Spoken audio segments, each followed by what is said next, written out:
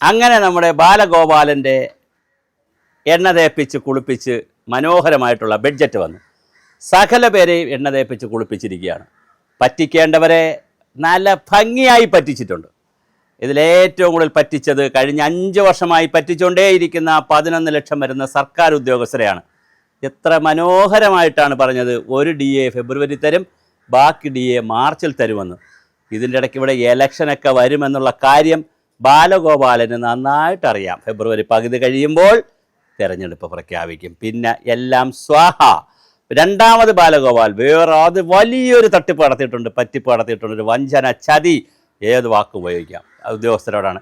ശമ്പള പരിഷ്കരണത്തിന് കമ്മീഷൻ കഴിഞ്ഞ കുറേ ദിവസങ്ങളായി ഇതേ ബാലഗോപാൽ, ഇതേ ധനകാര്യമന്ത്രി ചാനലുകൾക്ക് ബൈറ്റ് കൊടുത്തപ്പോൾ പറഞ്ഞു, അവർ എല്ലാ ആങ്കർമാരും ചോദിച്ചു, ഒരു 6 മാസമെങ്കിലും വേണ്ടേ ഒരു ശമ്പള പരിഷ്കരണ കമ്മീഷൻ വെച്ചാൽ? 18 മാസമാണ് കേന്ദ്രത്തിൽ ശമ്പള പരിഷ്കരണം വരുമ്പോൾ 18 മാസമാണ് സമയം കൊടുക്കുന്നത്. അപ്പോൾ ഒരു വർഷമെങ്കിലും സമയം വേണ്ടേ? ഏറ്റവും കുറഞ്ഞത് 6 മാസമെങ്കിലും വേണ്ടെന്ന് ചോദിച്ചപ്പോൾ ഞങ്ങളുടെ കയ്യിൽ ഒരു മാജിക് ഉണ്ടെന്ന് ബാലഗോപാൽ പറഞ്ഞു. അപ്പോൾ ചോദിച്ചു, ഒരു കമ്മിറ്റി വയ്ക്കലല്ലേ, ഒരു കമ്മീഷനെ വയ്ക്കലല്ലേ, എന്നാൽ കമ്മീഷനിൽ ഒരു ഏകാംഗ കമ്മിറ്റി അല്ലെ 2 അംഗങ്ങളുള്ള 3 അംഗങ്ങളുള്ള ഒരു കമ്മിറ്റി വയ്ക്കലല്ലേ എന്നൊരു ചോദ്യം ചോദിച്ചിരുന്നു. അപ്പോൾ അദ്ദേഹം അത് പറഞ്ഞു, അങ്ങനെയും ആകാം എന്നുള്ള നിലയിൽ, അതൊക്കെ ആണെന്നുള്ള നിലയിൽ സൂചനകൾ നൽകി. അതിനെ ബേസ് ചെയ്ത് നമ്മൾ ഉൾപ്പെടെ നമുക്ക് ഫിനാൻസ് വകുപ്പിൽ നിന്നൊക്കെ കിട്ടിയ ഒരു അറിവ് വച്ചിട്ടും അല്ലെങ്കിൽ കൃത്യമായ ഒരു കാര്യം വച്ചിട്ടും KR ജ്യോതിലാൽ IAS, അതായത് ധനകാര്യ വകുപ്പ് additional chief secretary KR Jyothilal IAS വെച്ചുകൊണ്ടുള്ള ഒരു സമിതി വരുമെന്നും ആ സമിതി വളരെ ചുരുക്കം ദിവസങ്ങൾ കൊണ്ട് റിപ്പോർട്ട് കൊടുക്കുമെന്നും നേരത്തെ ശമ്പള സ്കെയിലും അടിസ്ഥാന ശമ്പള സ്കെയിലും DAയും പിന്നെ ഫിറ്റ്മെൻറ്റ് അലവൻസും പിന്നെ സർവീസ് വെയിറ്റേജും എല്ലാം കൂടി ചേരുന്ന ഒരു തുക കണക്കാക്കി ഒരു ഫിക്സ് ചെയ്യും എന്ന് വിചാരിച്ചിരുന്നിടത്തുനിന്ന് മാറി നന്നായി വലിപ്പിച്ചു. എങ്ങനെയാണ് വലിച്ചിരിക്കുന്നത്? ജീവനക്കാർ 3 മാസത്തെ സമയമാണ് കൊടുത്തിരിക്കുന്നത്. ആർക്ക്? ഈ കമ്മീഷൻ്റെ നോട്ടിഫിക്കേഷൻ വന്നിട്ടില്ല. ഇനി ബഡ്ജറ്റ് കഴിഞ്ഞായിരിക്കും നോട്ടിഫിക്കേഷൻ വരുന്നത്. നോട്ടിഫിക്കേഷൻ 3 മാസം സമയം കൊടുക്കും. നോട്ടിഫിക്കേഷൻ ജനുവരി തീർന്നല്ലോ, ഫെബ്രുവരിയിലാണല്ലോ നോട്ടിഫിക്കേഷൻ കൊടുക്കാൻ പോകുന്നത്. ജനുവരിന് 2 ദിവസമല്ലേ ഉള്ളൂ. ഫെബ്രുവരിയിലേക്ക് നോട്ടിഫിക്കേഷൻ വന്നാൽ ഫെബ്രുവരി, മാർച്ച്, ഏപ്രിൽ, മെയ്, അതായത് 3 മാസം അവർക്ക് സമയം കൊടുക്കണം. ഫെബ്രുവരി, മാർച്ച്, ഏപ്രിൽ 30-ാം തീയതി സമയം കൊടുത്താൽ മെയ്യിലേക്കുള്ള തിരഞ്ഞെടുപ്പ് ഫെബ്രുവരി 15-ന് പ്രഖ്യാപിക്കുമെന്ന് നന്നായി, അല്ലെങ്കിൽ 20-നകത്ത് പ്രഖ്യാപിക്കുമെന്ന് നന്നായി അറിയാമെന്നുള്ള ബാലഗോപാൽ വലിപ്പിച്ചില്ലേ സർക്കാർ ഉദ്യോഗസ്ഥരെ? ഈ 3 മാസം കൊണ്ട് ഇത് നടപ്പിലാക്കുമോ? ഇനി വേറൊരു തമാശ അവിടെ പറഞ്ഞുതരാം. ഇനി 3 മാസം കൊണ്ട് ശരി സമയബന്ധിതമായി KGOയും അതുപോലത്തെ ആളുകളും NGO യൂണിയനും സംഘടനകളൊക്കെ ബഹളം ഉണ്ടാക്കിയെന്ന് വിചാരിക്കുക. ബഹളം ഉണ്ടാക്കി 3 മാസം കൊണ്ട് റിപ്പോർട്ട് വന്നെന്ന് വിചാരിക്കുക. അതും ഒരു സങ്കല്പം ഉണ്ടല്ലോ. എന്തുമാത്രം അനോമലി ഉണ്ടാകും, എത്ര അനോമലി ഉണ്ടാകും അതിനകത്ത്. അല്ലാതെ സർവതന്ത്ര സ്വതന്ത്രമായി ഒരു പരാതിയും പരിക്കും പരിഭവമില്ലാതെ ഒരു കാരണവശാലും എന്ത് ചെയ്തിട്ടില്ല, ഇവിടെ ഒരു പരിഷ്കരണം നടപ്പിലാക്കിയിട്ടില്ല. ഓരോ ശമ്പള പരിഷ്കരണത്തിൻ്റെയും അനാമലി തീരുന്നത് ചിലപ്പോൾ അടുത്ത ശമ്പള പരിഷ്കരണം വരുന്നത് വരെ അനാമലിയുള്ള എത്രയോ കേസുകളുണ്ട്. അപ്പോഴാണ് 3 മാസം കൊണ്ട് സർവീസ് സംഘടനകളെയെല്ലാം വിളിച്ചിരുത്തി അവരെ ചർച്ച ചെയ്ത് അവരുടെ പ്രശ്നങ്ങളെല്ലാം കേട്ട് കമ്മിറ്റി ഡ്രാഫ്റ്റ് തയ്യാറാക്കി ആ ഡ്രാഫ്റ്റ് പിന്നെ വീണ്ടും പബ്ലിഷ് ചെയ്ത് അതിൽ അനാമലികളെല്ലാം കേട്ട് അത് കൃത്യമായി ക്യാബിനറ്റിൽ കൊണ്ടുപോയി പ്രഖ്യാപിക്കും. സമയം എത്ര? കമ്മീഷന് സമയം 3 മാസം. ആരുടെ കാലത്ത് ഇത് തീരും? അപ്പോൾ വളരെ കൃത്യമായി സർക്കാർ ജീവനക്കാരെ പറ്റിച്ചിരിക്കുകയാണ്, വഞ്ചിച്ചിരിക്കുകയാണ്. ശരിക്കും ചെയ്യേണ്ടിരുന്നത് എന്തെന്ന് വെച്ചാൽ കമ്മീഷന് പകരം സമിതിയെ വയ്ക്കണമായിരുന്നു. അങ്ങനെ KR ജ്യോതിലാലിനെയോ അല്ലെങ്കിൽ എക്സ്പെൻഡിച്ചർ സെക്രട്ടറിയെയോ, അതാരെന്ന് ഇപ്പോൾ എനിക്കറിയില്ല, എക്സ്പെൻഡിച്ചർ സെക്രട്ടറിയെയോ സീനിയർ ആയിട്ടുള്ളൊരു IAS ഉദ്യോഗസ്ഥനെയോ അല്ലെങ്കിൽ റിട്ടയർ ആയിട്ടുള്ള ഒരാളെയോ 2 ആളെയോ വച്ചുകൊണ്ടുള്ള ഒരു സമിതി കമ്മിറ്റി വയ്ക്കുകയും ആ കമ്മിറ്റിയോട് ഒരു റിപ്പോർട്ട് തരാൻ പറയുകയും ചെയ്തിരുന്നെങ്കിൽ കുറേ കൂടി 1 മാസത്തിനകത്തോ 2 ആഴ്ചക്കകത്തോ 3 ആഴ്ചക്കകത്തോ റിപ്പോർട്ട് തരാൻ പറഞ്ഞെങ്കിൽ അനാമലിയൊക്കെ തീർത്തെടുക്കാൻ ഒരു സമയം കുറച്ചെങ്കിലും കിട്ടിയേനെ. ഇത് വലിയ തട്ടിപ്പാണ്. അതുപോലെ തന്നെ അഷ്വേർഡ് പെൻഷനിൽ മറ്റൊരു തട്ടിപ്പ് കിടപ്പുണ്ട്. അതായത് 50 അഷ്വേർഡ് പെൻഷൻ സ്റ്റാറ്റ്യൂട്ടറി നേരത്തെ പറഞ്ഞെന്താണ്? അതായത് പിന്നെ പ്രകടന പത്രിക പറഞ്ഞത് എന്താണ്? ഞങ്ങൾ പിൻവലിച്ച് സ്റ്റാറ്റ്യൂട്ടറി പെൻഷൻ ആക്കുമെന്നാണ് പറഞ്ഞത്. അതായത് പങ്കാളിത്ത പെൻഷൻ പിൻവലിച്ച് സ്റ്റാറ്റ്യൂട്ടറി പെൻഷൻ ആക്കുമെന്നാണ് പറഞ്ഞത്. സ്റ്റാറ്റ്യൂട്ടറി പെൻഷൻ ആക്കിയില്ല എന്ന് മാത്രമല്ല, ഇപ്പോൾ അഷ്വേർഡ് പെൻഷൻ എന്ന് പറഞ്ഞിട്ട് ഒറ്റ വാക്കിൽ പറഞ്ഞിരിക്കുകയാണ്, ഏപ്രിൽ 1 മുതൽ അഷ്വേർഡ് പെൻഷനാണ്. അതിനും ഒരു പ്രശ്നമുണ്ട്. ഇലക്ഷൻ പ്രഖ്യാപിച്ചാൽ അതും നടപ്പിലാക്കാൻ കഴിയില്ല. എല്ലാ ഉടായ്പാണ്. മാത്രമല്ല 50% പെൻഷൻ കൊടുക്കുമെന്ന് പറയുന്നു. 50% പെൻഷൻ, അടിസ്ഥാന ശമ്പളത്തിൻ്റെ 50% പെൻഷൻ കൊടുക്കുമെന്ന് പറയുമ്പോൾ എത്ര കളക്ട് ചെയ്യും, എത്ര സർക്കാർ കൊടുക്കും, മരണാനന്തരത്തിനുള്ള എത്ര പൈസ കൊടുക്കും, ഫാമിലി പെൻഷനായി എത്ര കൊടുക്കും, ഇങ്ങനെ 100,000 ചോദ്യങ്ങളാണ് അഷ്യൂർഡ് പെൻഷനിൽ നിൽക്കുന്നത്. യാതൊരു ധാരണയുമില്ലാതെ, ഒരു ഹോംവർക്കുമില്ലാതെ അങ്ങ് പ്രഖ്യാപിക്കുകയാണ് അഷ്യൂർഡ് പെൻഷൻ കൊടുക്കുമെന്ന്. കൈയടിക്കട മക്കളെ, എല്ലാവരും കൈയടിക്കൂ.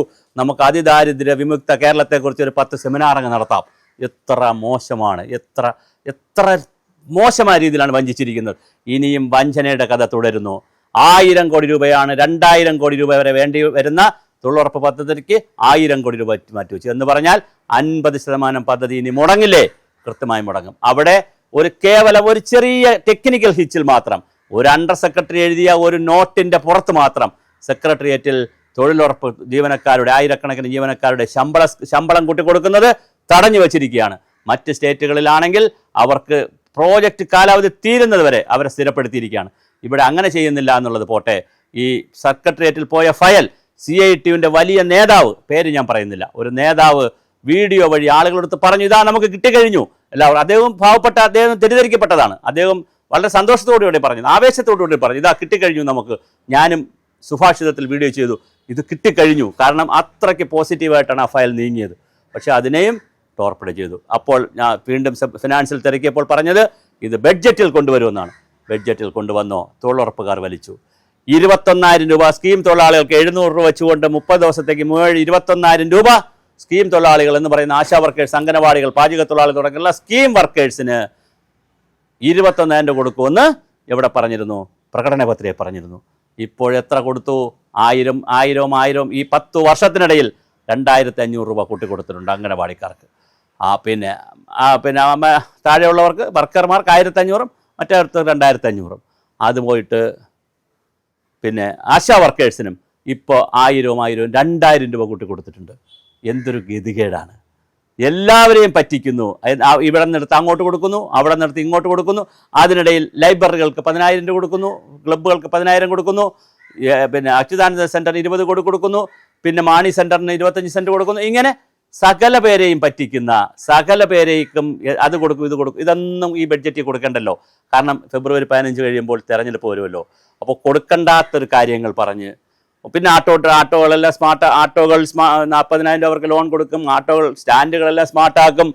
പിന്നെ കേട്ടാൽ സത്യത്തിൽ നമ്മൾ ഇന്നലെ സമ്മാന പെരുമഴ വരുമെന്ന് പറഞ്ഞ പോലെ പെരുമഴ തന്നെ വന്നിട്ടുണ്ട്. എല്ലാ വിഭാഗം ജനങ്ങളെയും സംതൃപ്തിപ്പെടുത്തിയിട്ടുണ്ട്. സംതൃപ്തിപ്പെടാത്ത ആരുമില്ല, എല്ലാവരും സംതൃപ്തിപ്പെടുത്തിയിട്ടുണ്ട്. പക്ഷേ ആർക്കും സമ്പൂർണ്ണമായി തൃപ്തി വന്നിട്ടുമില്ല. എന്നാൽ പരിഹരിക്കേണ്ട വിഷയങ്ങൾ പരിഹരിച്ചുമിട്ടുമില്ല. അടിസ്ഥാനപരമായ അവകാശങ്ങൾ പരിഗണിച്ചിട്ടില്ല. 21,000 രൂപ കിട്ടേണ്ട ആശാ വർക്കേഴ്സിൻ്റെ, അംഗനവാടിയുടെയും അടിസ്ഥാന അവകാശങ്ങളാണ്, അത് പരിഹരിച്ചിട്ടില്ല. തൊഴിലുറപ്പുകാർക്ക് കിട്ടേണ്ട അടിസ്ഥാന അവകാശമാണ് കൃത്യമായി ശമ്പളം വർദ്ധിപ്പിക്കുക എന്നുള്ളത്. അത് ഭരണഘടനാ ബാധ്യതയാണ്, അത് നിർവഹിച്ചിട്ടില്ല. സർക്കാർ ഉദ്യോഗസ്ഥർക്ക് കൃത്യമായി ശമ്പള പരിഷ്കരണം നടപ്പിലാക്കേണ്ടതാണ്. അതിനെ ഇങ്ങനെ ഉടായ്പാക്കി കൊണ്ടുപോകുന്നു. DAയുടെ കാര്യത്തിൽ ഇനി വേറൊരു തമാശ കൂടെ ഉണ്ട്. അതും കൂടെ നിങ്ങൾ മനസ്സിലാക്കിക്കോളൂ. DAയിൽ ഹൈക്കോടതിയിൽ ഇന്നലെയും കേസ് വന്നു. അത് ഫെബ്രുവരിയിലേക്ക് കേസ് മാറ്റി വെച്ചിരിക്കുകയാണ്. ആ കേസിന് എന്ത് വിധി വരുമെന്നറിയില്ല. കോടതിയിൽ സർക്കാർ അവകാശപ്പെട്ടിരിക്കുന്നത്, ഇത് കൊടുത്തിരിക്കുന്ന അഫിഡവിറ്റ് ഇത് അവകാശമല്ല, ഞങ്ങളുടെ ഔദാര്യമാണെന്നാണ്. ഇനി അടുത്തെന്ത് അഫിഡവിറ്റാണ് കൊടുക്കാൻ പോകുന്നത്? ഞങ്ങൾ ഒരു ഗഡു കൊടുക്കുമെന്നാണോ? എന്താണ് കൊടുക്കാൻ പോകുന്നത്? അങ്ങനെ ആകെ പുകമറ സൃഷ്ടിച്ചിട്ടുള്ള ഒരു ബഡ്ജറ്റാണ്. പക്ഷേ എങ്കിലും നമ്മുടെ ആളുകൾക്കെല്ലാം കൂടി നമുക്ക് പായസം വയ്ക്കാം. എല്ലാ ഓഫീസിലും യൂണിയൻകാരും KGOക്കാരും എല്ലാവരും കൂടി ഉടനെ തന്നെ പൈസ പിരിക്കുക. നമുക്ക് സമ്മേളനം നടത്തണം. ഉടൻ തന്നെ നമുക്കൊരു രാജ്ഭവൻ മാർച്ച് വയ്ക്കണം. അതോടൊപ്പം തന്നെ നമുക്ക് വേണമെങ്കിൽ രാജ്ഭവൻ ഇല്ലേ, ഇപ്പോൾ ലോഹൻ മാർച്ച് വയ്ക്കണം. പിന്നെ കുറേ സെമിനാറുകൾ നമുക്ക് നടത്തണം. അതിദരിദ്ര വിമുക്ത കേരളം, ജനകീയ ബദൽ, ആഗോള കോർപ്പറേറ്റ് മോദി സർക്കാരിനെതിരെയുള്ള പുതിയ നയങ്ങൾ എങ്ങനെ നമുക്ക് രൂപീകരിക്കാമെന്നുള്ള വലിയ ചർച്ചകൾ എല്ലാ ഭാഗത്തും കൊണ്ടുവരട്ടെ. സാഹിത്യ സമ്മേളനങ്ങൾ നടക്കട്ടെ, കവിതാ രചന, കവിതാ പാരായണം, മത്സരങ്ങൾ, അങ്ങനെ ചുരുക്കത്തിൽ വീണ്ടും മൂന്നാമതും ഭരണത്തിൽ വരുത്താനുള്ള എല്ലാ പരിപാടികളുമായിട്ട് സഹാക്കളെ നമുക്ക് മുന്നോട്ട്. ശമ്പള പരിഷ്കരണമൊക്കെ വന്നോളും, DAയൊക്കെ ആവശ്യമുള്ളപ്പോൾ കിട്ടിക്കോളും. അതിപ്പോൾ കിട്ടിയിട്ടിപ്പോൾ എന്താണ് ഉടനെ സാധിക്കാനുള്ളതെന്നാണ് നമ്മുടെ സർവീസ് സംഘടനകൾ ചോദിക്കുന്നത്. നമുക്ക് നാമേ പണിവത് നാഗവും നരകവും.